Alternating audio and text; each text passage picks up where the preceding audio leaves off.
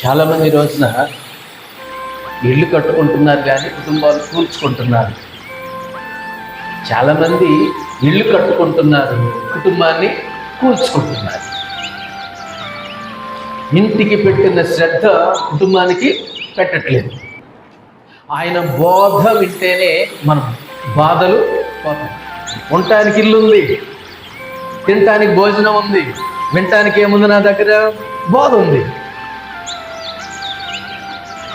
జ్ఞానం అంటుంది, ఓ తెలివి లేని వాళ్ళారా, తెలివి తక్కువ వాళ్ళారా, ఉండటానికి ఏం కట్టాను? భవనం కట్టాను. తినటానికి ఏం సిద్ధం చేశాను? భోజనం సిద్ధం చేశాను. వినటానికి నా దగ్గర ఏముంది? బోధ ఉంది.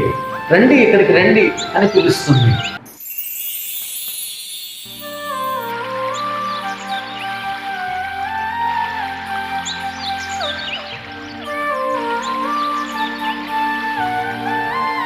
సామెతల గ్రంథం 9వ అధ్యాయం 1 నుండి 18 వచనాల్లో జ్ఞానము తనకు ఒక భవనమును, ఒక నివాసాన్ని ఏర్పాటు చేసుకున్నది, కట్టుకున్నది. ఆ జ్ఞానము యొక్క భవనం ఎలా ఉంది అని అంటే సంపూర్ణతలో ఉన్నదన్నమాట. సంపూర్ణమైనటువంటి భవనం. జ్ఞానమునకు కష్టపడేటటువంటి గుణం ఉంటుంది. జ్ఞానం ఊరికినే కూర్చొని మాటలు చెప్పదు. జ్ఞానము ఊరికినే కూర్చొని సమయాన్ని వృధా చేసుకోదు. జ్ఞానము ఊరికినే కూర్చొని కళ్ళబుల్లి మాటలన్నీ మాట్లాడుకోదు. జ్ఞానము ఏం చేస్తుందంటే కష్టజీవండి జ్ఞానము. అందుకని ఏమి కట్టుకుంది? ఇక్కడ మొదటి వచనంలో నివాసమును కట్టుకున్నది. జ్ఞానం ఏమి కట్టుకున్నది? నివాసము కట్టుకున్నది. జ్ఞానము అనగా ప్రభు అయినటువంటి యేసుక్రీస్తు వారికి సాదృశ్యంగా ఉన్నది. జ్ఞానము అనగా ప్రభు అయినటువంటి యేసుక్రీస్తు వారికి సాదృశ్యంగా ఉన్నది. ఈ జ్ఞానము తనకు ఒక నివాసమును ఏర్పాటు చేసుకున్నది. తనకు ఒక భవనాన్ని నిర్మించుకున్నది. ఆ భవనం ఎలాంటిదంటే సంపూర్ణమైనటువంటి భవనం. సంపూర్ణమైనటువంటిది అని మనం ఎలా అనుకుంటున్నామంటే 7 స్తంభములు చెక్కుకున్నది. 7 అనే సంఖ్య సంపూర్ణమైనటువంటి సంఖ్య. 7 అనే సంఖ్య సంపూర్ణమైనటువంటి సంఖ్య, సంపూర్ణతను సూచించే సంఖ్య. జ్ఞానం కష్టపడుతుంది, చెమటోడుస్తుంది, సమయాన్ని వృధా చేసుకోవట్లేదు. ఏం చేస్తుందంటే ఒక నివాసాన్ని, ఒక భవనాన్ని తన కోసము కట్టుకున్నది. ఎలాంటిదంటే ఆ భవనము సంపూర్ణమైనటువంటి భవనము. 7 స్తంభాలు ఉన్నాయి దానికి. తను కట్టుకున్నటువంటి నివాసానికి 7 స్తంభాలు ఉన్నాయి. ఆ భవనం ఎలాంటిదో రెండవది ఏంటంటే విశాలమైనది. ఆ భవనం ఎలాంటిదంటే సంపూర్ణమైనది. రెండవది ఆ భవనం ఎలాంటిదంటే విశాలమైనటువంటిది. అందుకనే ప్రభు అయినటువంటి యేసుక్రీస్తు వారు అన్నారు యోహాను సువార్త 14వ అధ్యాయంలో, నా తండ్రి ఇంట అనేకమైనటువంటి నివాసములు కలవు అని చెప్తారు. విశాలమైనది. ఎంతమంది వచ్చినా అందులో చోటు అందరికీ ఉంటుంది. ఎంతమంది వస్తే అంతమందికి చోటు ఉంటుంది. అక్కడ దేవుడు ఏర్పాటు చేస్తాడు. అక్కడ ఎందుకోసమనంటే జ్ఞానము అనేక మందికి ఏమి ఏర్పాటు చేసిందంటే నివాసముని ఏర్పాటు చేసుకుంటుంది. దేవుడు అన్నాడు, నా తండ్రి ఇంట అనేక నివాసములు కలవు. నేను వెళ్ళి మీకోసం ఏం సిద్ధపరుస్తాను? నేను స్థలము సిద్ధపరచ వెళుతున్నాను అని మన ప్రభు అయినటువంటి యేసుక్రీస్తు వారు అని అన్నాడు. జ్ఞానము ఒత్తగానే కూర్చోదు. జ్ఞానము సమయాన్ని వృధా చేసుకోదు. జ్ఞానము ఏదో ఉత్తి మాటలు చెప్పుకుంటూ పొద్దు పోగొట్టుకోదు. సమయాన్ని వృధా చేసేసుకోదు. ఏం చేసుకుంటుందంటే ఇక్కడ జ్ఞానము నివాసము కట్టుకున్నది. జ్ఞానము నివాసము కట్టుకున్నది. ఆ నివాసం ఎలాంటిది? సంపూర్ణమైనది, విశాలమైనది, మన్నిక కలిగింది. మన్నిక గల భవనం అది. సంపూర్ణమైన భవనము, విశాలమైనటువంటి భవనము, మన్నిక గల భవనము. ఎవరు కట్టారు ఈ భవనాన్ని? జ్ఞానము కట్టుకుంది. జ్ఞానం ఏర్పాటు చేస్తున్నది, కష్టపడుతుంది, చెమటోడుస్తుంది. మనకు రక్షణ ఎలా వచ్చిందో తెలుసా అండి? మనకు విమోచన ఎలా వచ్చిందో తెలుసా అండి? మన ప్రభు అయినటువంటి యేసుక్రీస్తు వారు శ్రమ పడితే, కష్టపడితే, చెమటోడిస్తే, రక్తం కారిస్తే, ఆయన దెబ్బలు తింటే, మనకు రక్షణ వచ్చింది, మనకు విమోచన వచ్చింది. మన ఊరికినే రాలేదు కదా. మన ప్రభు అయినటువంటి యేసుక్రీస్తు వారు శ్రమ పడితే, కష్టపడితే, చెమట ఓడిస్తే, రక్తం కారిస్తే, సిలువ మోస్తే, సిలువ మీద వ్రేలాడితే, ఆయన పొందిన దెబ్బల చేత, ఆయన దెబ్బలు తింటే మనకు స్వస్థత కలిగితే, ఆయన శ్రమ పడితే, సిలువ మోస్తే, సిలువ మరణాన్ని ఆయన పొందితే మనకు ఈ గొప్ప రక్షణ వచ్చింది, విమోచన అనేది వచ్చింది. అందుకనే ఇంత చక్కగా దేవునికి సన్నిధిలో మనం కూర్చొని ఉన్నాం. నివాసం ఎలా వచ్చింది? జ్ఞానమునకు కష్టపడ్డది, కట్టుకున్నది, ఏర్పాటు చేసుకున్నది, చెమటోడ్చింది.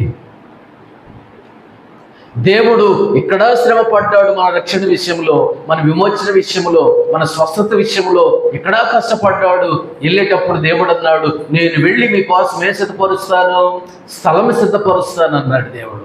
మన దేవుడు కష్టజీవి, జ్ఞానము కష్టజీవి.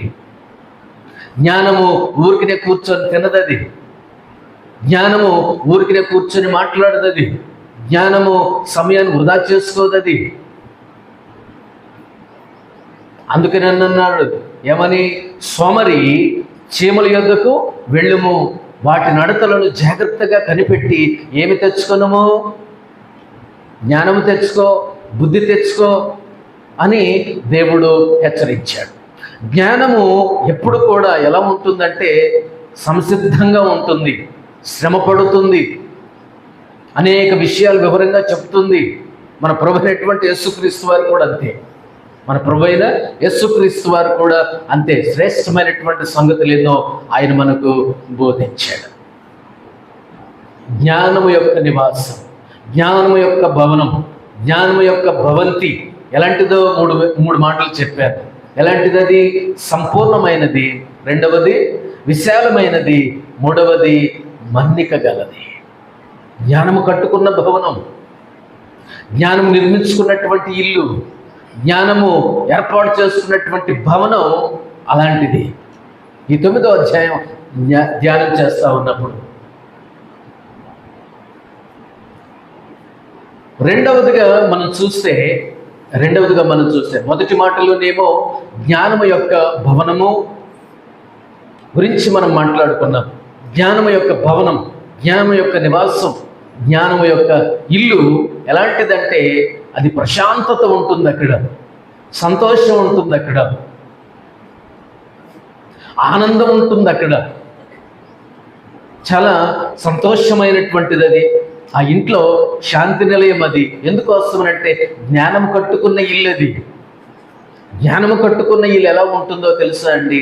సంతోషంగా ఉంటుంది, ఆనందంగా ఉంటుంది, ప్రశాంతంగా ఉంటుంది, మనిషికి మనసుకు చాలా ఉల్లాసంగా ఉంటుంది. ఎందుకోసమనంటే ఆ ఇల్లు జ్ఞానము కట్టిన ఇల్లు అది, జ్ఞానము కట్టిన ఇల్లు.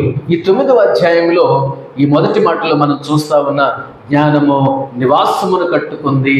ఎలా కట్టుకుంది? ఎన్ని స్తంభాలు వేసింది? 7 స్తంభాలు వేసింది. 7 అనే సంఖ్య దేనికి సాదృశ్యం? సంపూర్ణతకు సాదృశ్యం, విశాలతకు సాదృశ్యం, మన్నికకు సాదృశ్యం. చాలామంది ఈ రోజున ఇళ్ళు కట్టుకుంటున్నారు కానీ కుటుంబాలు కూల్చుకుంటున్నారు. చాలామంది ఇళ్ళు కట్టుకుంటున్నారు, కుటుంబాన్ని కూల్చుకుంటున్నారు. ఇంటికి పెట్టిన శ్రద్ధ కుటుంబానికి పెట్టట్లేదు. మనం అప్పుడప్పుడు మాట్లాడుకుంటాము, ఇన్ని లక్షల రూపాయలు పెట్టి ఇల్లు కట్టారు, కనీసం 1 సంవత్సరమైనా సంతోషంగా ఆ ఇంట్లో లేదు.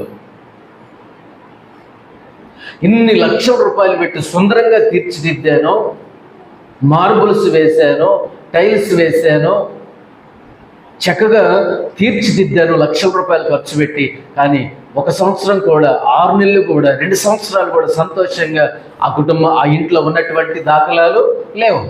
అందుకని మనిషి ఈ రోజున ఇంటి గురించి చాలా కష్టపడుతున్నాడు, ఇంటి గురించి చాలా ఖర్చు పెడుతున్నాడు, కానీ కుటుంబాన్ని గురించి ఏమీ సంబంధం లేనటువంటి వాళ్ళుగా ఉంటారు.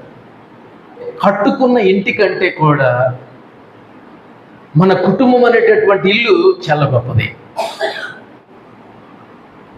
సంపూర్ణంగా కట్టుకున్నది, విశాలంగా కట్టుకున్నది, మన్నికగా కట్టుకున్నది, సుందరంగా కట్టుకున్నది, శాంతి ఉంది, సమాధానం ఉంది, సంతోషం ఉంది, అన్నీ అక్కడ ఉన్నాయి.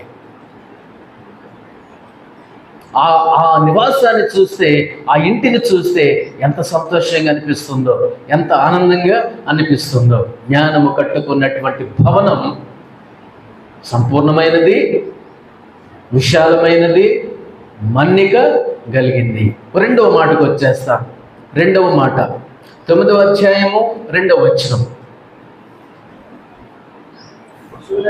పశువులను వధించి ద్రాక్షారసమును కలిపి ఉన్నది, భోజన పదార్థములను సిద్ధపరచున్నది. రెండవ మాట. మొట్టమొదటిగా జ్ఞానము యొక్క భవనం, మూడవది జ్ఞానము యొక్క విందు, లేకపోతే జ్ఞానము యొక్క భోజనం. ఇప్పుడు ఇల్లు కట్టుకుంది, జ్ఞానం ఇల్లు కట్టుకున్నది. సంపూర్ణ సాదృశ్యంగా, విశాలతకు సాదృశ్యంగా, మన్నికకు సాదృశ్యంగా జ్ఞానము ఇల్లు కట్టుకుంది. ఇల్లు కట్టుకున్న తర్వాత ఏం ఏర్పాటు చేసిందో తెలుసా? భోజనాలు ఏర్పాటు చేసిందంట. జ్ఞానం ఏం ఏర్పాటు చేసింది? భోజనాలు ఏర్పాటు చేసింది. తన తాహతును బట్టి, తన సామర్థ్యాన్ని బట్టి, తన యొక్క స్టేటస్ను బట్టి, తన యొక్క హుందాతనాన్ని బట్టి, తన యొక్క ప్రఖ్యాతిని బట్టి జ్ఞానం ఏం తయారు చేసింది? భోజనాలు తయారు చేసింది. ముందుగానేమో భవనము కట్టుకున్నది, రెండవదేమో దానికి తగ్గట్లుగానే, తను కట్టుకున్నటువంటి భవనానికి తగ్గట్లుగానే, తన పేరుకు తగ్గట్లుగానే, తన ప్రతిష్టకు తగ్గట్లుగానే, తన హోదాకు తగ్గట్లుగానే ఏం ఏర్పాటు చేసింది? ఇప్పుడు భోజనం ఏర్పాటు చేసింది, విందు ఏర్పాటు చేసింది. మనిషి అంటాడు, ఎక్కడ తగ్గొద్దు భోజనాల దగ్గర అంటాడు. ఇంత ఖర్చు పెడుతున్నా, ఇంత చేస్తా ఉన్నా, వచ్చినటువంటి అతిథులకి ఏమి తక్కువ కాకుండా ఎంత అడిగితే అంత వడ్డిచ్చేసేది. ఎన్నిసార్లు అడిగితే అన్నిసార్లు వడ్డిచ్చేసేయండి. మనకు పేరు రాకూడదు, చెడు పేరు రాకూడదు. ఫలానా దగ్గరికి వెళ్ళామరా, అడిగితే పెట్టలేదనే మాట మనకు రాకూడదు. తగ్గడు కదా మనిషి. ఈ రోజున తక్కువ చేయడు, తగ్గడు. ఎంత ఖర్చు అయినా పర్వాలేదు, భోజనం దగ్గర మనం వెలితి పడకూడదు, లేదనే మాట రాకూడదు. అవసరమైతే మళ్ళీ తెప్పిద్దాం, అవసరమైతే మళ్ళీ ఏర్పాటు చేద్దాం, అవసరమైతే ఎంత ఖర్చు అయినా పర్వాలేదు అని ఈ రోజున మనిషి భోజనం దగ్గర తగ్గడు, పెట్టే విషయంలో తగ్గడు, ఎంత ఖర్చు అయినా తగ్గడు, ఎంత పెట్టాల్సి వచ్చినా తగ్గడు. జ్ఞానము కూడా ఏం చేసిందంటే తన స్థాయికి తగ్గట్లుగా, తన యొక్క హోదాకు తగ్గట్లుగా భవనం కట్టుకుంది. ఎక్కడ రాజీ పడల. అదేం భవనము అంటే జ్ఞానము నివసించే భవనం. అది జ్ఞానము యొక్క భవనం. ఎక్కడ తగ్గలేదండి. ఆ ఇంట్లో ఏముంటుంది? శాంతి, సంతోషము, సమాధానం వెళ్ళి విరుస్తూ ఉంటాయి ఆ గృహములో. రెండవదిగా జ్ఞానము తను కట్టుకున్నటువంటి భవనానికి తగినట్లుగానే, తన హోదాకు తగినట్లుగానే ఏం చేసిందంటే భోజనాలు, విందు ఏర్పాటు చేసిందంట. ఎలా ఏర్పాటు చేసింది? 2వ వచనంలో, పశువులను వధించి ద్రాక్షారసమును కలిపి ఉన్నది, భోజన పదార్థములను సిద్ధపరిచి ఉన్నది. అబ్బబ్బబ్బబ్బబ్బా, ఎంత మంచి శ్రేష్టమైనటువంటి, ఎంత కాస్ట్లీ ఫుడ్ జ్ఞానము భోజనం తయారు చేసింది. తన హోదాకు తగ్గట్లుగా, తన పేరు ప్రఖ్యాతులకు తగ్గట్లుగా, తన స్థితికి తగ్గట్లుగా భోజనాలు ఏర్పాటు చేసింది. చాలా సంపూర్ణమైనటువంటి భోజనాలు ఏర్పాటు చేసింది. ద్రాక్షారసం అని అంటే అక్కడ అర్థం ఏంటంటే తేనె, వివిధ సుగంధ ద్రవ్యములతో కలిపిన మధుర పదార్థములను అక్కడ ద్రాక్షారసము అని అన్నాడు. శ్రేష్టమైనటువంటి ఫుడ్, మంచి శ్రేష్టమైనటువంటి ద్రాక్షారసము, అనేకమైనటువంటి రకరకాలైనటువంటి భోజన పదార్థాలు జ్ఞానము ఏర్పాటు చేసింది. మనిషి అంటాడు, ఇంత ఖర్చు పెట్టాము భోజనం దగ్గర, మనం తగ్గితే ఎట్లా? ఇంత ఖర్చు పెట్టేసాము, ఇంత ఖర్చు పెట్టి, నీ లక్షల రూపాయలు పెట్టి ఖర్చు పెట్టాము, అందరినీ పిలిచి భోజనం కూడా ఆ రేంజ్లో పెట్టాలంటాడు మనిషి. ఆ రేంజ్లో పెడితేనే మనకు డబ్బులు పోయినా పర్వాలేదు, కానీ క్వాలిటీ ఉండాలి, చెప్పుకోవాలి, సణుక్కుంటూ పోకూడదు, తిని సంతోషంగా వెళ్ళాలి. ఫలానా దగ్గరికి వెళ్తే భోజనాలు ఇలా ఉన్నాయి అని మన గురించి చెప్పుకోవాలిరా అని అంటాడు మనిషి. తర్వాత జ్ఞానము తన యొక్క స్థాయికి తగ్గట్లుగా, తన హోదాకు తగ్గట్లుగా భోజనాలు ఏర్పాటు చేసింది. అందుకని దేవుడు అంటాడు యెషయా గ్రంథం 55:2లో, మీ ప్రాణమును సారమైన దాని యందు సుఖింపనీయుడి, మీ ప్రాణములను సారమైన దాని యందు సుఖింపనీయుడి. జ్ఞానము తయారు చేసినటువంటి భోజనాలు సారమైనవి, శ్రేష్టమైనవి, సంతోషమునిచ్చేవి, ఆనందాన్ని ఇచ్చేవి, ఆరోగ్యమునిచ్చేవి. జ్ఞానము తన యొక్క విందు భోజనాల్లో అనారోగ్యాన్ని కల్పించేటటువంటి విషయాలు ఏమీ కలపదది శ్రేష్టమైనటువంటి భోజనం. ఎస్సన్న గారు ఒక పాట రాస్తారు, నీవు పెదవిప్పిన రోజున, ఆయన పెదవిప్పిన రోజున, ఆయన నోరు తెరచిన రోజున ఒక పచ్చిక బయల్లాగా అనిపిస్తుంది. ఆయన మాటలు ఒక భోజనం లాగా దొరుకుతాయి. ఇప్పుడు మనం వాక్యం వింటున్నాం అంటే భోజనం తింటున్నాం. ఆయన వాక్యమే మనకు భోజనం. హెజ్కేల్ అంటాడు, నీ మాటలు నాకు దొరకగా నేను దాన్ని ఏం చేశానో తెలుసా, నేను భుజించాను, తిన్నాను. నా నోటికి అది ఎలా అనిపించిందంటే తేనె వలె మధురంగా అనిపించింది. నీ మాట జుంటి తేనె ధారాల కంటే శ్రేష్టమైనటువంటి మాట. దేవుని మాటలు మనం వింటున్నామనంటే, దేవుని యొక్క మాటలు మనం వింటున్నాం పదే పదే అంటే భోజనం చేస్తున్నాం అని అర్థం. వాక్య భోజనం, వాక్యపు భోజనం, పాటల భోజనం, ఆయన మాటల భోజనం, రాయబడినటువంటి వాక్యాలు చదువుతూ ఉన్నప్పుడు, ఆయన ధర్మశాస్త్రాన్ని మనం ధ్యానిస్తున్నప్పుడు మనం భోజనం చేస్తున్నాం.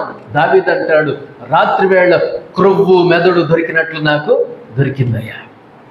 భోజనం.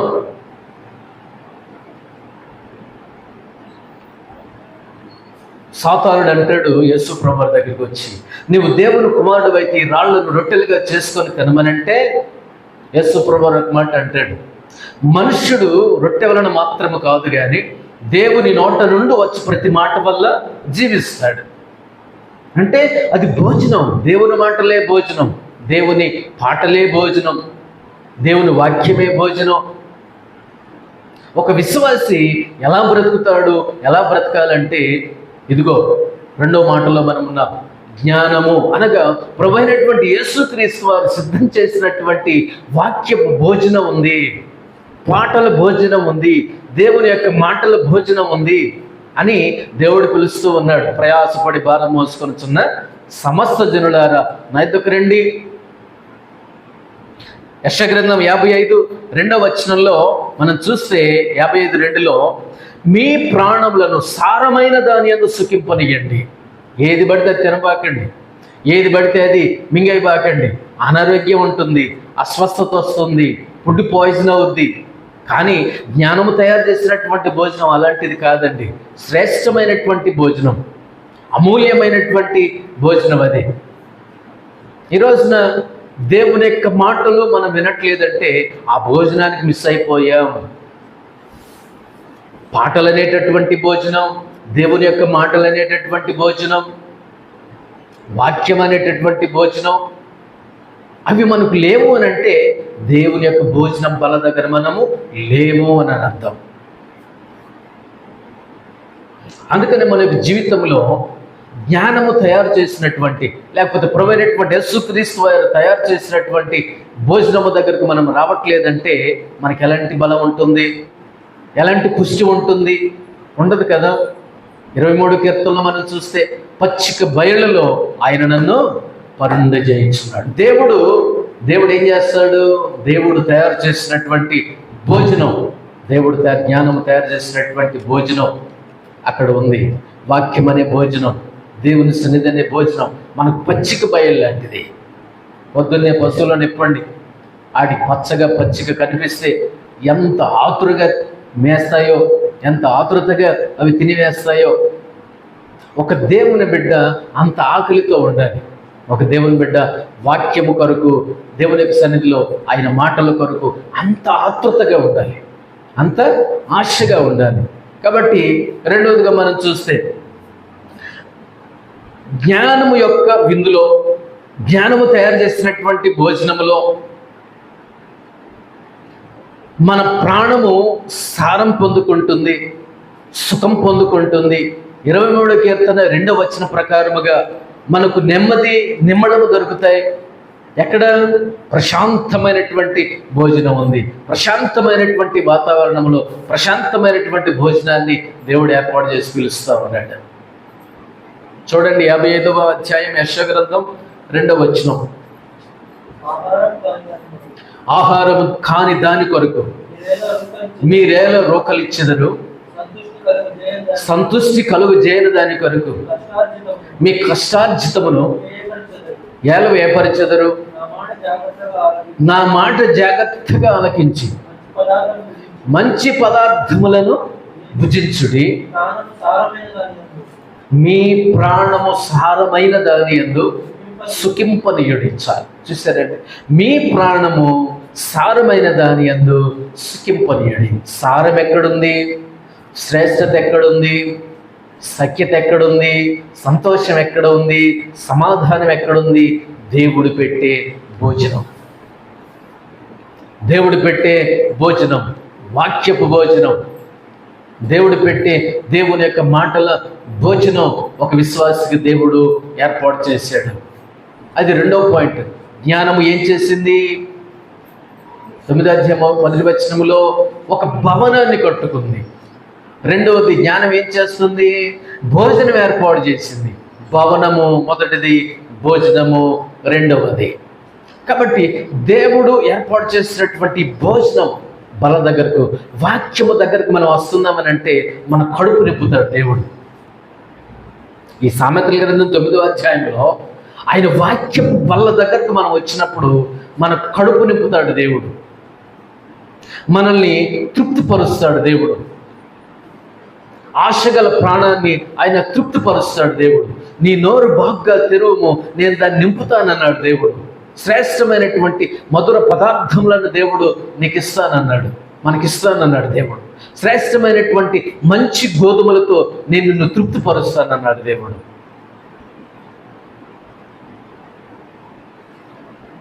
అది రెండవ మాట. 3 మాటల్లో 2 మాటలు చెప్పారు. జ్ఞానము ఈ 9వ అధ్యాయం 1వ వచనంలో జ్ఞానము భవనము కట్టుకుంది. రెండవది, భోజనం ఏర్పాటు చేసింది.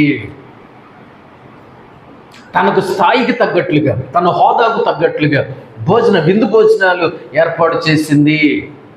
ఆ విందు భోజనాల్లో సంతోషం ఉంది, సమాధానం ఉంది, సఖ్యత ఉంది, ఆనందం ఉంది, ఆరోగ్యం ఉంది.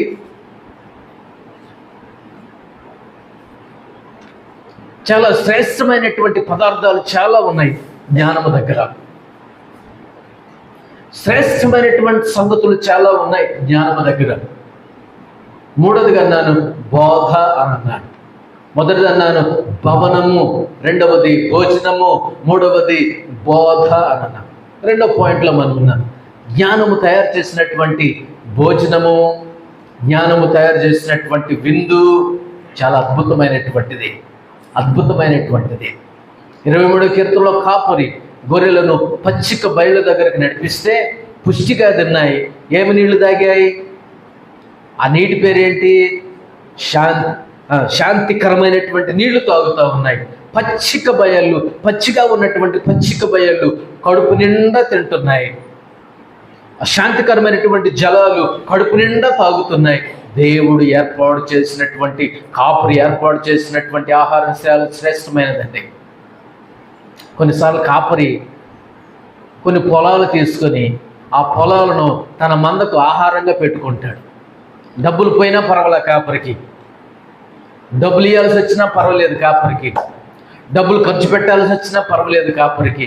తన మంద కోసం డబ్బులు ఖర్చు పెట్టి కొన్ని పొలాలు కొంటాడంట ఆయన. దేనికోసమని?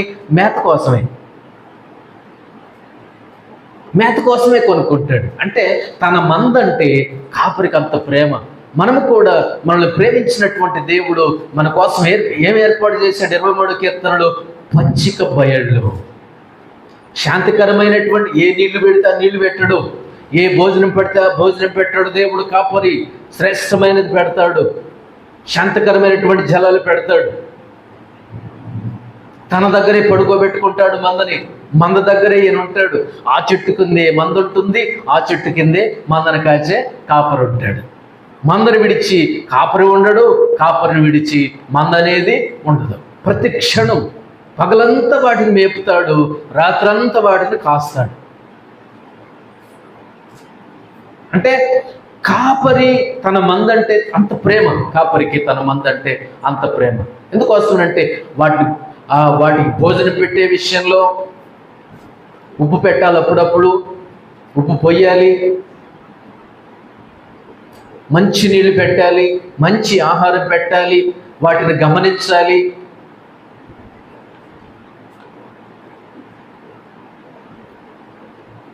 మన ప్రభు అయినటువంటి యేసుక్రీస్తు వారు కూడా మన కోసం ఏర్పాటు చేసినటువంటి, దాచి ఉంచినటువంటి శ్రేష్టమైనటువంటి ఆహారం ఏమిటంటే ఆయన వాక్యపు ఆహారం, ఆయన మాటల ఆహారం. ఆయన నోట నుండి వచ్చిన ప్రతి మాటను ఆ కొండ మీద ప్రసంగంలో, మత్తయి సువార్త 5, 6, 7 అధ్యాయాల కొండ మీద ప్రసంగంలో ఆ ప్రజలు వాళ్ళు మర్చిపోయారంట. వాళ్ళు ఇంటి సంగతి మరిచారు, భోజనం సంగతి మరిచారు. ఆ సంగతి శిష్యులు వచ్చి చెప్పారు యేసుప్రభు గారికి, అయ్యా ఇప్పటికే 3 రోజులైంది, పంపించేద్దాము, వీళ్ళు ఎక్కడైనా పడిపోతే మనకి లేనిపోలు మళ్ళీ కేసు అవుతాయి గారు. యేసయ్యా ఎందుక ఇప్పటికే 3 రోజులైంది, వదిలేదు, వాళ్ళకి భోజనం పెడదాము అయ్యా అని చెప్తే ఆయన అన్నాడు, యేసుప్రభు గారు మీరే వారికి భోజనం పెట్టండి అని అన్నాడు. దేవుడు వాళ్ళకి ఏం పెట్టాడు అంటే, ఆ ప్రజలు వాళ్ళు మర్చిపోయి ఏం వింటున్నారు? దేవుని యొక్క మాటలు వింటున్నారు. మంచి భోజనం దొరుకుతుంది. వాళ్ళు ఏం భోజనం? అది వాక్యపు భోజనం అంటే, అది శ్రేష్టమైనటువంటి వాక్యపు భోజనం వాళ్ళకు దొరికింది. తర్వాత దేవుడు శరీర భోజనం కూడా పెట్టాడు లేండి. వాళ్ళు మర్చిపోయారు. రెండవది అది, మొదటి మాట ఏమో జ్ఞానము యొక్క భవనము, రెండవది జ్ఞానము యొక్క భోజనము. ప్రభువైనటువంటి యేసుక్రీస్తు వారు, ఇదిగో తలుపు నొద్ద నిలుచుండి నేను తట్టుచున్నాను, ఎవడైనా నా స్వరాన్ని నీ తలుపు తీసినలా నేను లోపలికి వెళ్తాను, అతడు నాతో, నేను అతనితో కలిసి ఏం చేస్తాం? మేము భోజనం చేస్తాం. ఆయన మాటలే ఒక భోజనం, ఆయన సన్నిధే ఒక పచ్చిక బయలు. ఆయన నోరు విప్పితే శ్రేష్టమైనటువంటి ఆహారం, ఆయన సన్నిధిలో గడిపితే శ్రేష్టమైనటువంటి ఆహారం, బైబిల్ తెరిచి చదివితే శ్రేష్టమైనటువంటి ఆహారం, ఆయన బోధ ప్రసంగాలు వింటే శ్రేష్టమైనటువంటి ఆహారం. అద్భుతం.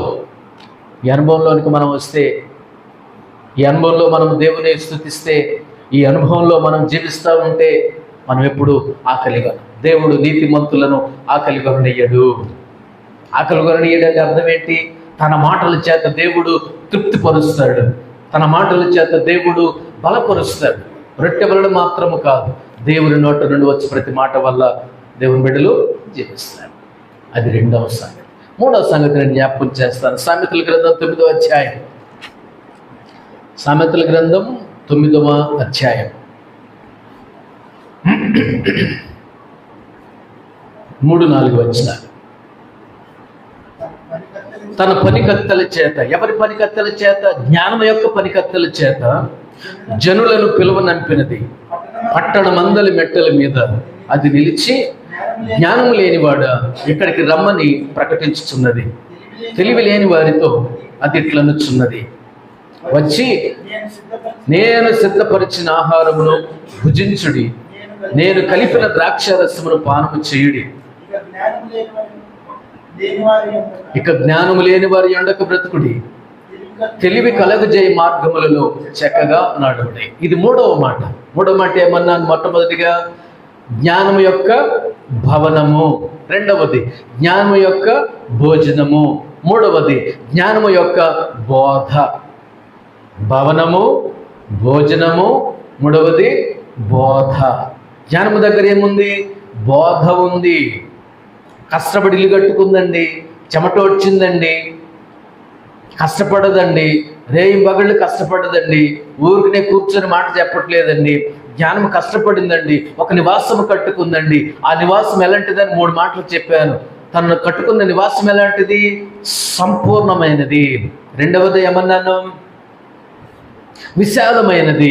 మూడవది ఏమన్నాను? మన్నిక గలది. ఎన్ని స్తంభాలు వేసింది జ్ఞానం తన నివాసానికి? మొదటి వచనంలో 7 స్తంభాలు వేసింది.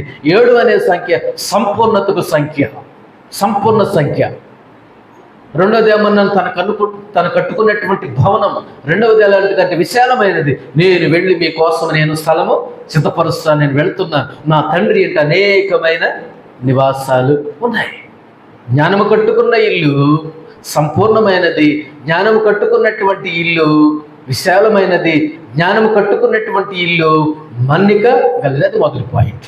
రెండో పాయింట్లో మనం ఏం నేర్చుకున్నామో, తన స్థాయికి తగ్గట్లు, తన హోదాకు తగ్గట్లు, తన పేరు ప్రఖ్యాతులకు తగ్గట్లు తగ్గకుండా, ఏ విషయంలో తగ్గకుండా జ్ఞానము ఏమి ఏర్పాటు చేసింది? భోజనాలు ఏర్పాటు చేసింది, విందు భోజనాలు ఏర్పాటు చేసింది, చాలా శ్రేష్టమైనటువంటి క్వాలిటీ ఫుడ్ ఏర్పాటు చేసింది. దాంట్లో సంతోషం ఉంది, ఆనందం ఉంది, తృప్తి ఉంది, సంతృప్తి ఉంది. యెషయా 55:2 చూసాం, కీర్తన 23:2 చూసాం. పచ్చిక బయలు, శాంతికరమైనటువంటి జలాలు, ఏమండి, వివిధ సుగంధ దినుసులు కలిపినటువంటి ద్రాక్షారసం ఏర్పాటు చేసింది భోజనం దగ్గర. ఆ మాట మనం చూసాం. మూడవదిగా జ్ఞానము దగ్గర ఏముందంటే బోధ అనేది ఉంది. ఆయన బోధ వింటేనే మన బాధలు పోతాయి. ఆయన బోధ వినకపోతే, ఇప్పుడు లాజరు మరియ మార్త కుటుంబం ఉంది కదండి, లాజరు మరియ మార్త కుటుంబం ఉంది. మరి ఏమో బోధ వింటుంది, మార్తమ్మ గారేమో భోజనాల దగ్గర ఉంది. మరియమ్మ గారేమో బోధ వింటుంది, మార్తమ్మ గారేమో భోజనాల కోసం లోపల చూస్తుంది. దేవుడు అన్నాడు మరియ గురించి, మరియ ఉత్తమమైన దానిని ఏర్పాటు చేసుకుంది కాబట్టి, ఏర్పరచుకుంది కాబట్టి అది ఆమె యొద్ద నుండి తీసివేయబడదు. ఏంటది ఉత్తమమైనది? ఆయన బోధ.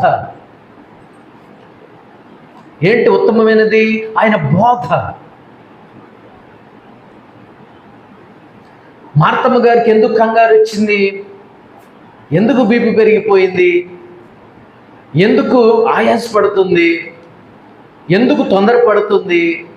ఎందుకు చిరాకు పడుతుంది అని అంటే, బోధ మన జీవితంలో లేకపోతే ఇవన్నీ వస్తాయి. చిరాకు, బీపీ, అరవడాలు, ఖర్చుకోవడాలు, తిట్టుకోవడాలు, మాట అనుకోవడాలు, ఇవన్నీ వస్తాయి. ఏది లేనప్పుడు? ఆయన బోధ మనకు లేనప్పుడు, ఆయన బోధలో మనం సాగనప్పుడు, ఆయన బోధలో మనం పెరగనప్పుడు, కంచెగల తోటలో దేవుడు మనకిచ్చినటువంటి బోధలో, దేవుడు ఇచ్చినటువంటి సందేశంలో మనం లేకపోతే, మనం పెరగకపోతే ఇవన్నీ వచ్చేస్తూ ఉంటాయి. చివరికి మార్తమ్మ గారు యేసుప్రభు దగ్గర వచ్చేస్తున్నది, నువ్వన్నా ఒక మాట చెప్పు అయ్యా మా చెల్లికి, నువ్వన్నా ఒక మాట చెప్పు మా చెల్లికి, నేను ఇంత కష్టపడుతున్నాను కదా, ఇంత ప్రయాసపడుతున్నాను కదా, నువ్వన్నా నాకు హెల్ప్ చేయమని మా చెల్లికి చెప్పి పంపి అని అంటే యేసుప్రభు అప్పుడు అన్నాడు లూకా సువార్త 10:42లో, మరియ ఉత్తమమైన దానిని ఏర్పరచుకుంది, అది ఆమె యొద్ద నుండి తీసివేయబడదు. సమరయ స్త్రీతో దేవుడు అన్నాడు, నేనిచ్చు నీళ్లు త్రాగు వాడు ఎప్పుడు దప్పికొనడు. నేనిచ్చు నీళ్లు త్రాగు వాడు ఎప్పుడు దప్పికొనడు. బోధ. జ్ఞానము దగ్గర ఏముంది? ప్రభువైనటువంటి యేసుక్రీస్తు వారి దగ్గరే. ప్రభువైనటువంటి యేసుక్రీస్తు వారు మనకు ఒక నివాసం ఏర్పాటు చేస్తా ఉన్నాడు. అది సంపూర్ణమైనది, విశాలమైనది, మన్నిక కలిగింది. ప్రభువైనటువంటి యేసుక్రీస్తు వారు జ్ఞానం ప్రభువైనటువంటి యేసుక్రీస్తు వారికి గుర్తుగా సాదృశ్యంగా ఉన్నది. అక్కడ ప్రభువైనటువంటి యేసుక్రీస్తు వారు మన కోసం చాలా శ్రేష్టమైనటువంటి భోజనం ఏర్పాటు చేశారు. లోకంలో కనపడదానికల్లా వరకొద్దు, లోకంలో కనపడినటువంటి దానికల్లా పరిగెత్తొద్దు, చెడ్డపడ్డ తినొద్దు, పచ్చిక బయలు ఉన్నాయి, శాంతికరమైనటువంటి జలాలు ఉన్నాయి, విందు భోజనాలు చాలా శ్రేష్టమైనటువంటి ఉన్నాయి, రకరకాలైనటువంటి భోజన పదార్థాలు ఎక్కడున్నాయి. ప్రభువైనటువంటి యేసుక్రీస్తు వారు అన్నాడు, నా మాట విని మీ ప్రాణమును సారమైన దాని యందు సుఖింపనీయుడి. అని యెషయా గ్రంథం 55:2 ప్రభువైనటువంటి యేసుక్రీస్తు వారు అన్నాడు. ఇప్పుడు జ్ఞానము దగ్గర మూడవది ఏముందంటే బోధ ఉంది. 9:4 చూడండి, 4వ వచనం చూడండి. జ్ఞానము లేనివాడ ఇక్కడికి రమ్మని ప్రకటించుచున్నది. ఇప్పుడు ఈ బోధలో మొదటి మాట ఏమిటంటే, జ్ఞానం ఏం చేస్తుందంటే ఇక్కడికి రండి అని అంటే దాని అర్థం ఏంటంటే ఇటు తిరగండి అని అర్థం. ఎక్కడికెక్కడికో వెళ్ళిపోతున్నారు, ఎటెటో తిరిగిపోతున్నారు, ఎక్కడికెక్కడికో పరిగెత్తుతున్నారు, ఎక్కడికెక్కడికో వెళ్ళిపోతున్నారు. జ్ఞానం అంటుంది, ఏమని చెప్తుందంటే, జ్ఞానం లేని వాళ్ళారా, జ్ఞానం లేనివాడా ఇక్కడికి రా అని పిలుస్తుంది. జ్ఞానం, బోధ. భవనం కట్టుకుంది, భోజనాలు పెట్టుకుంది, వచ్చిన వారికి ఏం సిద్ధం చేసింది? మరలా భోజనంతో పాటు బోధ కూడా సిద్ధం చేసింది. ఎలాంటి బోధో తెలుసా? ఎలాంటి బోధ అది? చాలా శ్రేష్టమైనటువంటి బోధ. ఇటు తిరగండి అని అంటే ఇక్కడికి రండి. ఎక్కడికెక్కడికో వెళ్ళిపోతున్నారు, సమయాన్ని వృధా చేసుకుంటున్నారు, ఎక్కడికెక్కడికో పరిగెత్తుతున్నారు, ఎక్కడికెక్కడికో వెళ్తూ ఉన్నారు, జ్ఞానం లేని చోట్లకి వెళ్తూ ఉన్నారు, తెలివి లేని చోట్లకి పరిగెడుతూ ఉన్నారు. ఇక్కడికి రండి, మీరు ఇక్కడికి రండి, నేను మీకు జ్ఞానమును ఉపదేశిస్తాను, తెలివి కలుగజేసే మాటలు మరి నేను బోధిస్తాను, చాలా శ్రేష్టమైనటువంటి సంగతులు పెడతాను.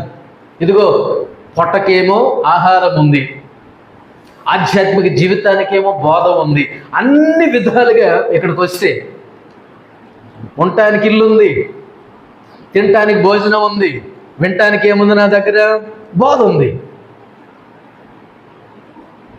జ్ఞానం అంటుంది, ఓ తెలివి లేని వాళ్ళారా, తెలివి తక్కువ వాళ్ళారా, ఉండటానికి ఏం కట్టాను? భవనం కట్టాను. తినటానికి ఏం సిద్ధం చేశాను? భోజనం సిద్ధం చేశాను. వినటానికి నా దగ్గర ఏముంది?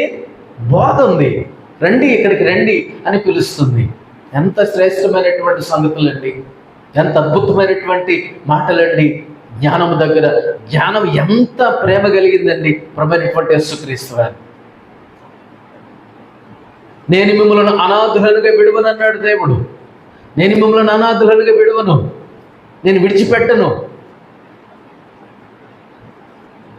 నీకు ఉండటానికి ఉంది, తినటానికి ఉంది, వినటానికి కూడా ఉంది.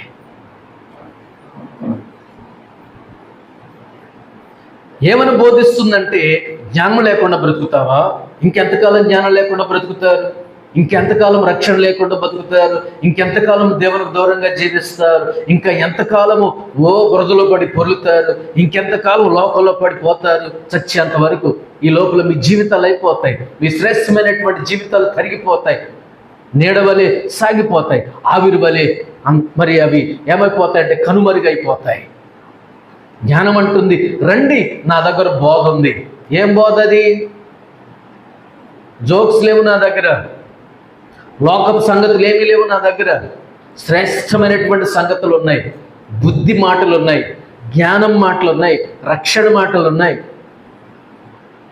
గద్దింపు ఉంది, హెచ్చరిక ఉంది. ఇవన్నీ బోధలో ఉన్నటువంటి అంశాలు. హెచ్చరిక కావాలా, ఆశీర్వాదం కావాలా, గద్దింపు కావాలా, వాగ్దానాలు కావాలా, అన్నీ ఉన్నాయి. పురికొలు పొంది ఆదరణ ఉంది, అన్నీ నా దగ్గర ఉన్నాయి, రండి అని జ్ఞానం పిలుస్తుందండి. జ్ఞానం పిలుస్తూ ఉంది, ఇటు తిరగండి, ఎటెటో తిరిగిపోతున్నారు మీరు, ఎటెటో వెళ్ళిపోతున్నారు మీరు, నా దగ్గరికి రండి, మీకు అన్నీ ఉన్నాయి. నా దగ్గరికి రండి, మీకు అన్నీ ఉన్నాయి. ఎక్కడెక్కడో తిరుగుతున్నావు, ఏమేమో చేస్తున్నావు, ఎక్కడెక్కడో ఆలోచిస్తున్నావు, రండి, నా దగ్గరికి రండి అని జ్ఞానం తన యొక్క బోధలో ఉన్నటువంటి సారాంశ మాటలు ఆ జ్ఞానం మాట్లాడుతుంది. బోధ. మరియా యేసు ప్రభువు యొక్క బోధలో ఉన్నది. బోధ. ఆయన పెదవిప్పిన రోజున పచ్చిక బయలే, ఆయన సన్నిధి పచ్చిక బయలే. ఆయన నోరు తెరిస్తే పచ్చిక బయలే. ఆయన నోరు తెరిస్తే ప్రజలందరూ నోరు తెరుచుకొని దేవుని యొక్క మాటలు 3 రోజులు విన్నారండి అరణ్యంలో. ఆయన పెదవిప్పిన రోజున, ఆయన నోరు తెరిస్తే అద్భుతమైనటువంటి ఆశీర్వాద మాటలండి. బోధ, మనం బ్రతికించే బోధ, బలపరిచే బోధ, స్థిరపరిచే బోధ, యేసయ్య బోధ. జ్ఞానం యొక్క బోధ. ఆ బోధలో మనం జీవించాలి. బోధలో మనం జీవించాలి. అది 4వ వచనంలో ఉంది. తర్వాత 9వ అధ్యాయం 6వ వచనం చూడండి. సామెతల గ్రంథం 9:6. ఇక జ్ఞానము లేని వారై ఉండక బ్రతుకుడి. రెండవది ఆ బోధలో మొదటి మాట ఏమన్నది? ఇటు తిరగండి అంది జ్ఞానం. రెండవది ఏమంటుందంటే జ్ఞానము కలిగి బ్రతకండి అని అంటుంది. జ్ఞానం బోధలో ఇన్ని విషయాలు ఉన్నాయి. జ్ఞానం కలిగి అంటే క్రీస్తును కలిగి బ్రతకండి, క్రీస్తును ధరించుకొని బ్రతకండి, క్రీస్తు యొక్క స్వారూప్యతలోనికి ఎదగండి, క్రీస్తు యొక్క స్వరూపంలోనికి రండి, క్రీస్తు యొక్క స్వారూప్యతలోనికి రూపాంతరము చెందవలసినటువంటి వాళ్ళ మీద జ్ఞానము కలిగి బ్రతకండి. అంటే క్రీస్తును కలిగి బ్రతకండి, క్రీస్తు యొక్క స్వారూప్యతలోనికి ఎదగాలి. పౌలు అంటాడు, నా పిల్లలారా క్రీస్తు యేసు యొక్క స్వరూప్యము మీ యందు కనపడాలని, క్రీస్తు యొక్క స్వరూపం మీలో కనబడాలని, క్రీస్తు యొక్క స్వరూపము మీ యందు ఏర్పడాలంటాడు పౌలు గారు. జ్ఞానం బోధిస్తుందండి. చాలామందికి జ్ఞాన బోధ నచ్చదు. జ్ఞానం బోధ నచ్చదు, రాజకీయం నచ్చుద్ది. దాని గురించి మాట్లాడితే ఎంతైనా వింటాడు, పిచ్చి పిచ్చి మాటలు మాట్లాడితే ఎంతైనా వింటాడు, చెవి కోసుకొని వింటాడు. ఏం జరిగింది, ఏం జరుగుతుంది, ఏం జరగబోతుంది ఇవన్నీ వింటాడు బాగానే. 2 మాటలు దేవుని మాటలు చెప్తారు. కూర్చో, పని ఉందండి అయ్యగారండి, వెళ్ళిపోతానండి, దానికి నీళ్లు పెట్టాలండి, అక్కడికి వెళ్ళి రావాలండి, ఇక్కడికి వెళ్ళి రావాలని అంటాడు.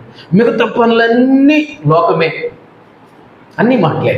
అందుకని దేవుడు మీ సంభాషణ ఉప్పు వేసినట్లుగా ఎల్లప్పుడూ కృపాసహితంగా రుచికరమైనదిగా అది ఉండాలి. వినువారికి ఏం కలిగించాలి? అది క్షేమాన్ని కలిగించాలి. బోధ, జ్ఞానము యొక్క బోధలో మనకేముందంటే చాలా శ్రేష్టమైనటువంటి సంగతులు ఉన్నాయి. జ్ఞానము తన యొక్క బోధలో 4వ వచనములో ఇటు తిరుగు అని చెప్తుంది. ఎక్కడెక్కడో తిరుగుతున్నావు, ఎక్కడెక్కడో ఉంటున్నావు, ఇటు తిరుగు. వినాలి. ఏముంది? ఉండటానికి ఏముంది? భవనం ఉంది. తినటానికి ఏముంది? 2వ వచనంలో భోజనం ఉంది. వినటానికి ఏముంది? బోధ ఉంది. రండి, నా దగ్గరికి రండి, మీరు ఎక్కడికి పోనవసరం లేదు, రండి, మీరు బాగుంటారు, మీ ప్రాణాలు బాగుంటాయి, మీ జీవితాలు బాగుంటాయి, రండి, నా దగ్గరికి రండి అని జ్ఞానము పిలుస్తూ ఉందండి. రెండవది క్రీస్తుని కలిగి జీవించండి.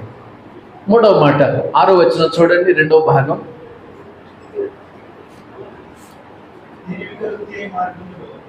తెలివి కలుగజేయు మార్గములో చక్కగా నడవండి. 3 మాటలు చెప్పాను. జ్ఞానం యొక్క బోధలో 3 మాటలు. ఇటు తిరగండి మొదటిది. రెండవది ఏమిటి? జ్ఞానము కలిగి బ్రతకండి అని అంటే క్రీస్తుని కలిగి బ్రతకండి. మూడవది ఏమన్నా? చక్కగా నడవండి.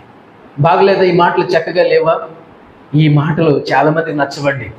ఏంట్రా అట్లా నడుస్తున్నావేంటి, నీ బ్రతికేంటి, నీ ప్రవర్తన ఏంటంటే, నా జీవితం నా ఇష్టం, నువ్వెవరు చెప్పడానికి అంటాడు. నా ఇష్టం వచ్చినట్టు నడుస్తా, నా ఇష్టం వచ్చినట్లు మాట్లాడతా, నా ఇష్టం వచ్చినట్లు ప్రవర్తిస్తా, నా ఇష్టం వచ్చినట్లు సాగుతా, నా జీవితం నా ఇష్టం, నువ్వెప్పుడు చెప్పడానికి అంటాడు. నీ జీవితమా? దేవుడిచ్చిన జీవితం, నీ జీవితం కాదు అది, నా జీవితం కాదు అది. దేవుడిచ్చినటువంటి బ్రతుకు, దేవుడిచ్చినటువంటి జీవితం ఇది, మన జీవితం కాదు. నీ జీవితమా? నీ ఇష్టం వచ్చినట్టు బతుకుతావా? నీ ఇష్టం వచ్చినట్లు మాట్లాడతావా? నీ ఇష్టం వచ్చినట్లు ప్రవర్తిస్తావా? ఈ జ్ఞానం అంటుంది తన యొక్క బోధలో ఇటు తిరగండి, దేవుని దగ్గరికి రండి. ఎక్కడెక్కడో తిరుగుతున్నావు, దేవుని దగ్గరికి రండి. రెండవది జ్ఞానము కలిగి బ్రతకండి. జ్ఞానం లేకుండా ఎంతకాలం బతుకుతావు? మూడవది అంటుంది చక్కగా నడవండి. ఆ నడక ఏంటి? ఆ జీవితం ఏంటి? ఆ మాట ఏంటి? ఆ నోరేంటి? ఆ నాలుక ఏంటి? చిచ్చి చిచ్చి చిచ్చి మారు అని జ్ఞానం బోధిస్తూ ఉందండి. అద్భుతం, అద్భుతమైనటువంటి మాట. సరే, దీని యొక్క ఫలితం ఏంటి? దీని యొక్క ఫలితం ఏంటి? ఉండటానికేమో భవనం కట్టుకుంది, తినడానికేమో భోజనం సిద్ధం చేసేసింది, వినడానికేమో బోధన సిద్ధం చేసింది. ఇక్కడికి వస్తే, ఇక్కడికి రమ్మని పిలుస్తుంది, పని వాళ్ళని పంపించింది, పని కత్తెలను పంపించింది, పోయి పట్టరండి పొండి, ప్రజలను తోలుకొని రండి పొండి అని జ్ఞానం పంపించింది. వస్తే ఇక్కడికి వస్తే ఏమేమి దొరుకుతాయో తెలుసా అండి? 11వ వచనం ఏమేమి దొరుకుతాయి? 11వ వచనంలో నా వలన నీకు దీర్ఘాయువు కలుగుతుంది. నా మాట వింటావా? ఉండటానికి భవనం ఉంది, తినటానికి భోజనం ఉంది, వినటానికి బోధ ఉంది. ఇక్కడికి వస్తే, నా దగ్గరికి వస్తే నీకేం కలుగుతుందో తెలుసా? నీకేం దొరుకుతుందో తెలుసా? భూమి మీద నీకు దీర్ఘాయువు దొరుకుతుంది. భూమి మీద నీకు దీర్ఘాయువు, పరలోకంలోనేమో నిత్యజీవం దొరుకుతుంది.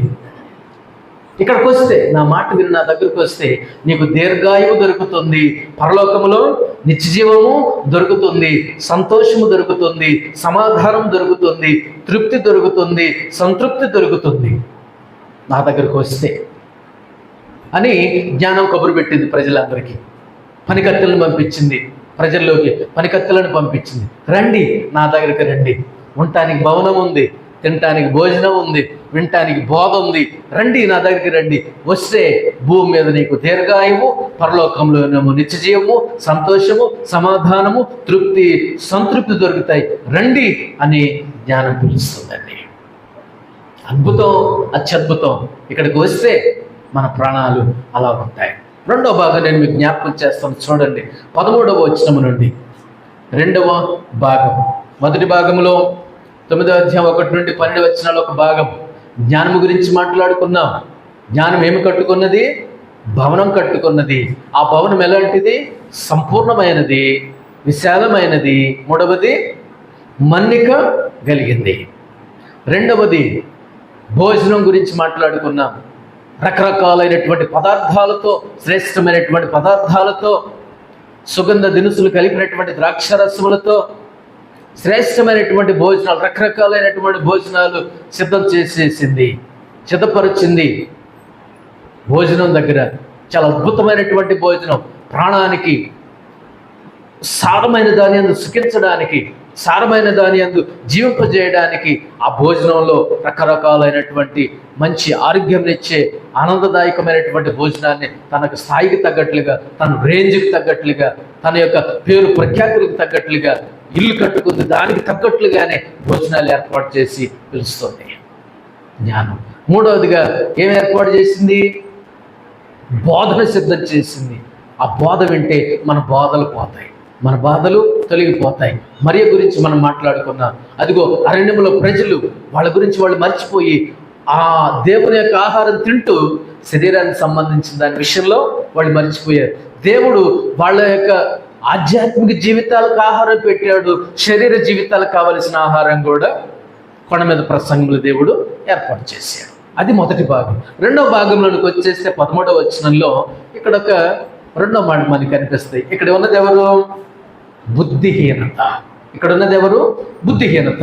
మొట్టమొదటిది జ్ఞానము, దాని కష్టము, దాని ప్రయాస, దాని యొక్క కష్టార్జితము, తన చెమటోడ్చడం గురించి మాట్లాడుకున్నాం. జ్ఞానము దగ్గర భవనం ఉంది, ఉండటానికి భవనం ఉంది, తినటానికి భోజనం ఉంది, వినటానికి ఏమో బోధ ఉంది. అవన్నీ మనం వింటే మనకు ఫలితం కూడా 11వ వచనంలో మనం చూసాము. భూమి మీద దీర్ఘాయువు, పరలోకములో నిత్యజీవము, సంతోషము, సమాధానము, తృప్తి, సంతృప్తి దొరుకుతాయి. అది ఫలితం. ఇప్పుడు 2వ భాగంలోకి వచ్చాం 13వ వచనంలో. ఇక్కడ కనిపిస్తున్నది ఎవరంటే బుద్ధిహీనత. జ్ఞానమేమో కష్టపడుతుంటే, జ్ఞానమేమో చెమటోడుస్తుంటే, జ్ఞానమేమో భవనం కట్టుకుంటే, జ్ఞానమేమో భోజనాన్ని తయారు చేస్తే, జ్ఞానమేమో వచ్చిన వాళ్ళందరికీ 2 మాటలు చెప్పి పంపిద్దాం, దేవుని మాటలని సిద్ధం చేస్తే, బాధ ఆహ్వానం పలుకుతుంటే, ఇన్విటేషన్ పలుకుతుంటే, పనికత్తెలను, పని వాళ్ళను ప్రజల దగ్గరికి పంపిస్తే, నా దగ్గరికి రండి, సంతోషం ఇస్తాను, సమాధానం ఇస్తాను, దీర్ఘాయువుని ఇస్తాను, నిత్యజీవం ఇస్తాను, రండి అని జ్ఞానం పిలుస్తూ ఉంటే ఇక్కడ ఒకటి కనిపిస్తాడు. చూడండి 13వ వచనం. బుద్ధిహీనత అనున్నది బొబ్బలు పెట్టునది, అది కాముకురాలు, దానికేమీ తెలియలేదు. అక్కడేమో జ్ఞానం సిద్ధం చేసినట్టు భోజనాలు, ఇక్కడ ఒక ఇల్లు ఉంది, ఇంట్లో ఎవరు ఉంటారంటే బుద్ధిహీనుడు, బుద్ధిహీనత. ఇది కూడా భోజనం తయారు చేస్తుందంటే ఇది జాగ్రత్తగా వినండి, చాలా అద్భుతమైనటువంటి మాటలు. ఇప్పుడు రెండిళ్ళు, రెండు రకాలైన భోజనాలు, రెండు రకాలైనటువంటి ఫలితాలు ఇక్కడ ఉన్నాయి. అక్కడేమో జ్ఞానం భోజనం తయారు చేసింది. మూడు విషయాల గురించి మాట్లాడుకుందాం. అయ్యలారా, ప్రజలారా, సహోదరి సహోదరుడా, ఓ ప్రజలారా, ప్రయాసపడి భారం మోసుకున్నటువంటి సమస్యలారా, సంతోషం లేనటువంటి వారులారా, సమాధానం లేనటువంటి వారులారా, ఉండటానికి ఇల్లు ఉందయ్యా, తినటానికి భోజనం ఉందయ్యా, వినటానికి బోధ ఉందయ్యా, రండి ఇక్కడికి వస్తే వీటితో పాటు మీకు ఏం దొరుకుతాయో తెలుసా?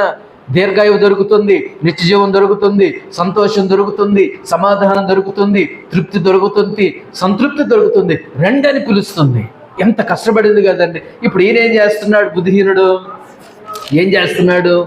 బుద్ధిహీనత అనునది బొబ్బలు పెట్టున్నది. బుద్ధిహీనత అనునది బొబ్బలు పెట్టున్నది.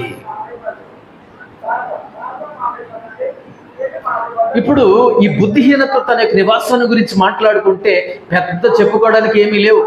ఈగల కంపు, రోత,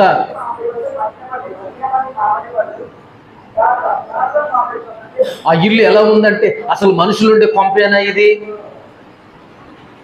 ఆ సామాన్ ఏంటి, ఆ బట్టలు ఏంటి, ఆ ఉండే విధానం ఏంటి, ఆ చెత్త ఏంటి, ఆ చెదారం ఏంటి? మరి అంతకంటే ఏముంటుంది? అసలే ఆడు బుద్ధిహీనుడు, బుద్ధిహీనత. అంతకంటే ఏముంటుంది దాని దగ్గర? ఏమీ ఉండదు. ఆ నివాసం ఏంటి, ఆ ఉండే విధానం ఏంటి? బుద్ధిహీనత ఏం చేస్తుందంటే అది తన నివాసం ఎలాంటిదంటే ఏదో గుడిసే, ఏదో ఒక షెడ్డో, ఆ కొంప, రోత కొంప, రోత, చెత్త, చెదారం ఆ ఇంట్లో.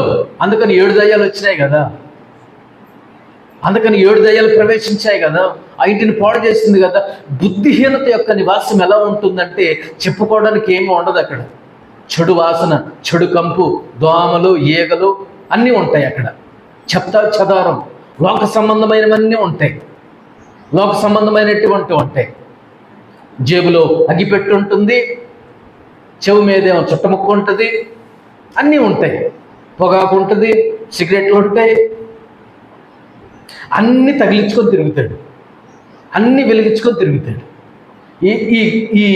ఈ నివాసం సాతానుడు ఉండేటటువంటి నివాసం అలా ఉంటుందన్నమాట. అది సాతానుడు ఉండేటటువంటి నివాసం. సరే, ఈ బుద్ధిహీనత గురించి మనం ఏం మాట్లాడుకోవాలా?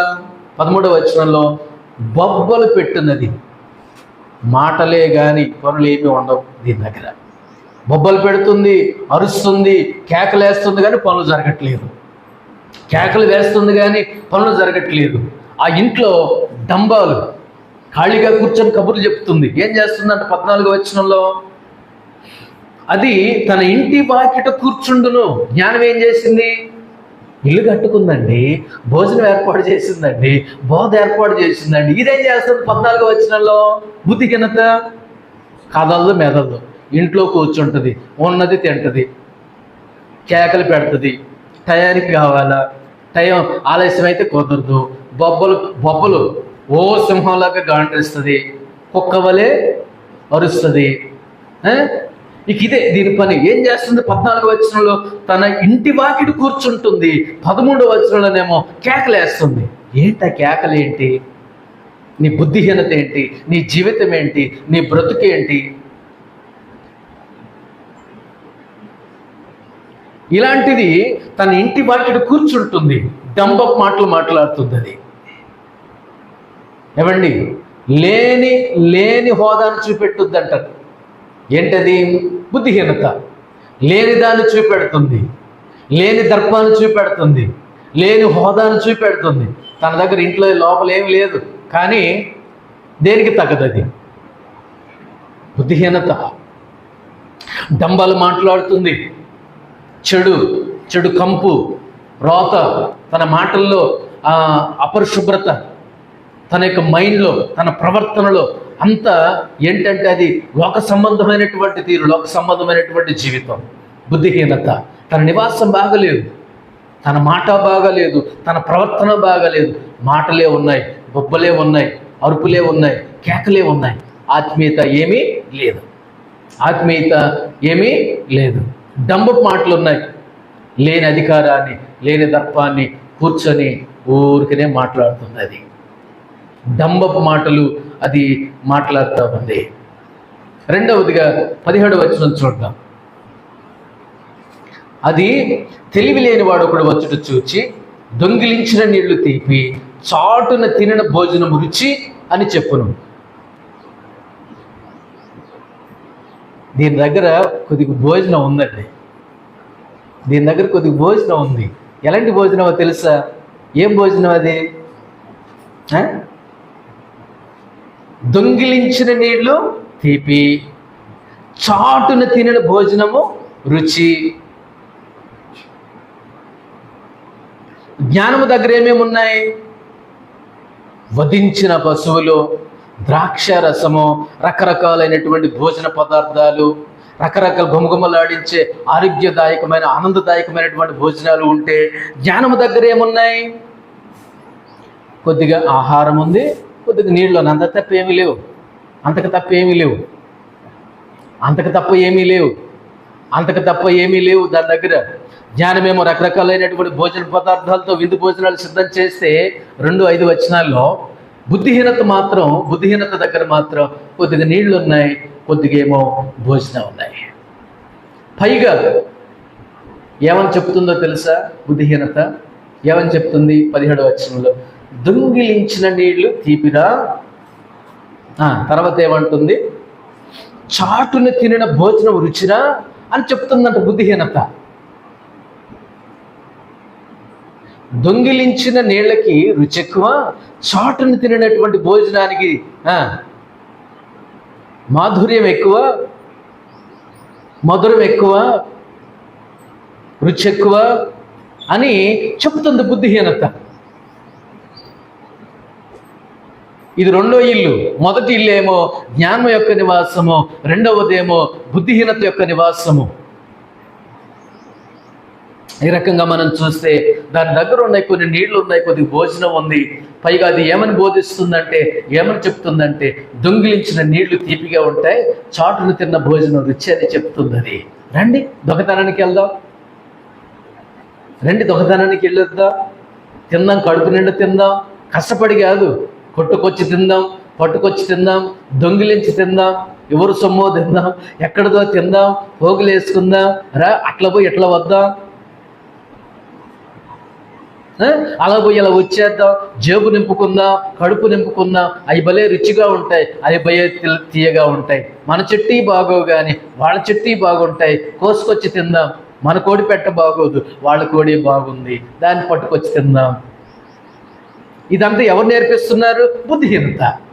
జ్ఞానం అంటుంది, జ్ఞానం ఎంత కష్టపడ్డదండి, భవనం కట్టుకుందండి, భోజనం పెట్టుకుందండి, బోధ సిద్ధం చేసుకుందండి, రండి నా మాట వినండి, మీకు దీర్ఘాయువు ఉంది, నిత్యజీవం ఉంది, సంతోషం ఉంది, సమాధానం ఉంది, తృప్తి ఉంది, సంతృప్తి ఉందని బోధిస్తుంటే బుద్ధిహీనత అంటది. ఇది కూడా భోజనం ఏర్పాటు పెట్టుకుంది, ఇది కూడా భోజనం ఏర్పాటు చేసుకుంది, కొద్దిగా నీళ్లు పెట్టుకుంది, ఎప్పుడుదో కొద్దిగా బొవ్వ ఉంది, కొద్ది భోజనం ఉంది.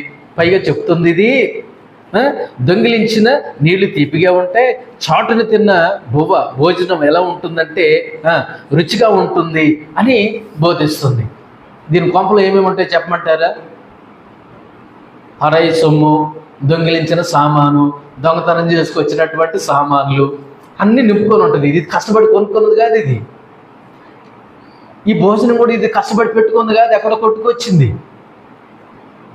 ఈ నీళ్లు కూడా ఇది చేతికి వచ్చి నీళ్లు కాదు, ఎక్కడికో దప్పుకొచ్చి నీళ్ళు. ఈ భోజనం కూడా దొంగిలించిన భోజనం. ఇది అంత సిద్ధం చేసి ఆడబెట్టి ఇక్కడ రండి నేను భోజనం పెడతాను పిలుస్తుందండి. ఇది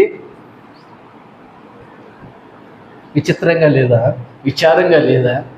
అవును, ఈ భోజనాలు ఎక్కడి, ఈ నీళ్ళు ఎక్కడి, ఎక్కడైతే నీకెందుకు తిన్ను ముందు? బుద్ధిహీనత.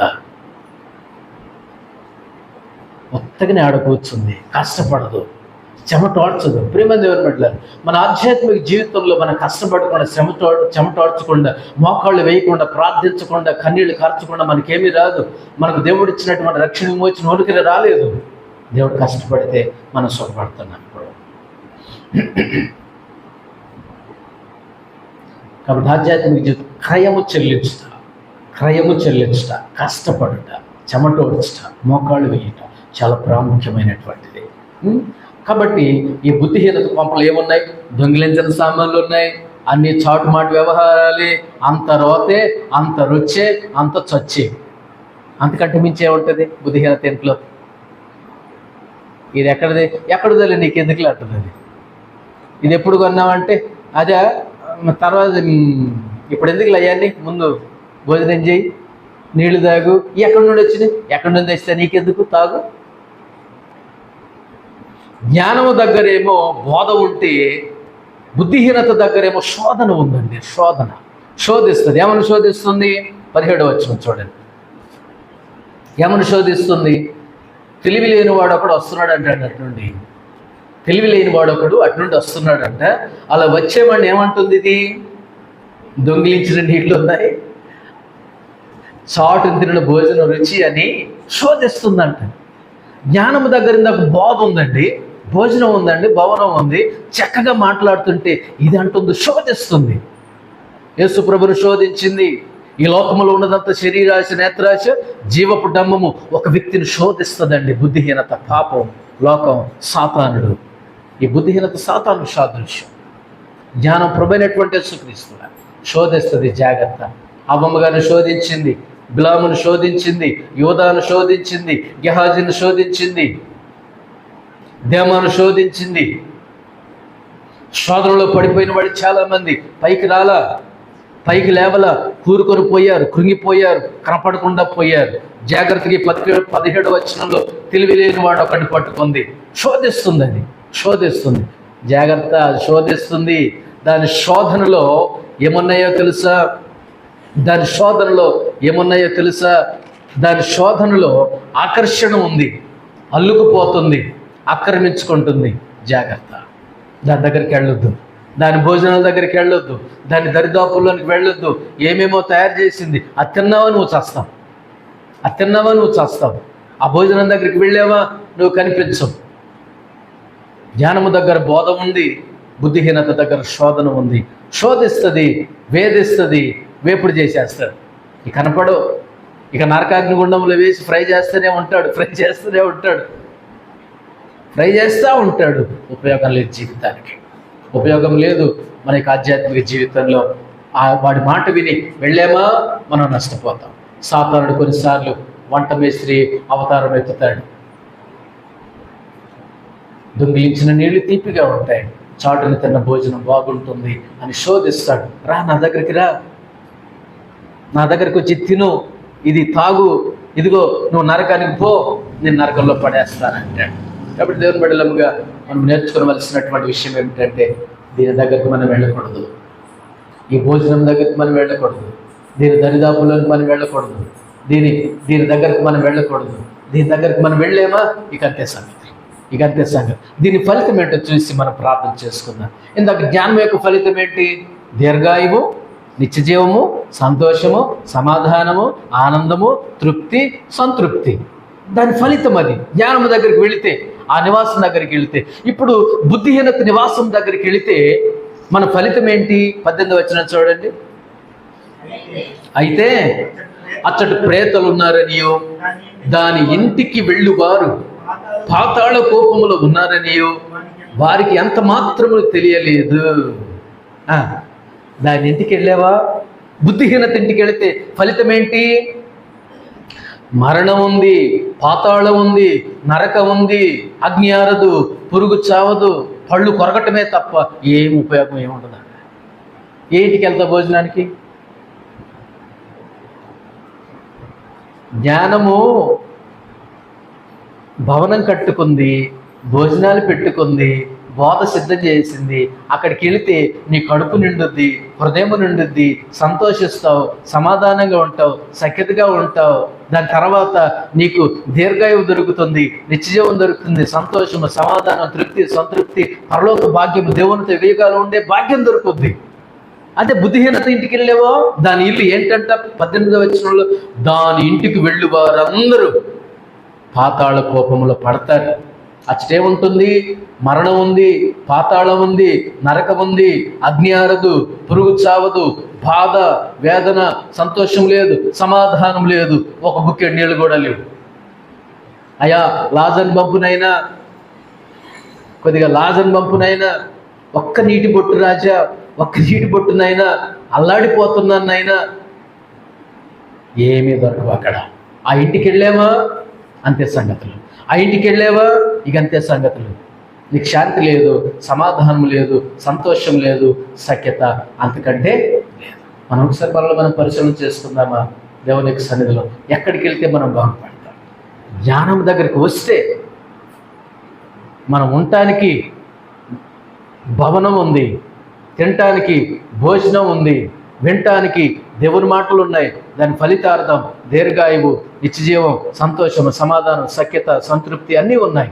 కానీ బుద్ధిహీనత ఇంటికి వెళ్ళావో అది శోధన, వేదన, అనేకమైనటువంటి ఆ చెడు వార్తలు, చెడు మాటలు చెప్పి మన యొక్క జీవితాన్ని కలబడి మాటలతో అక్కడ కూర్చొని చెప్పి, చెమట గార్చుకోవడం కూర్చొని చెప్పి బతికే రకం అది. కొంతమంది కష్టపడి బతికే వాళ్ళు ఉన్నారు, కొంతమంది మాటలు చెప్పి బతికే వాళ్ళు ఉన్నారు.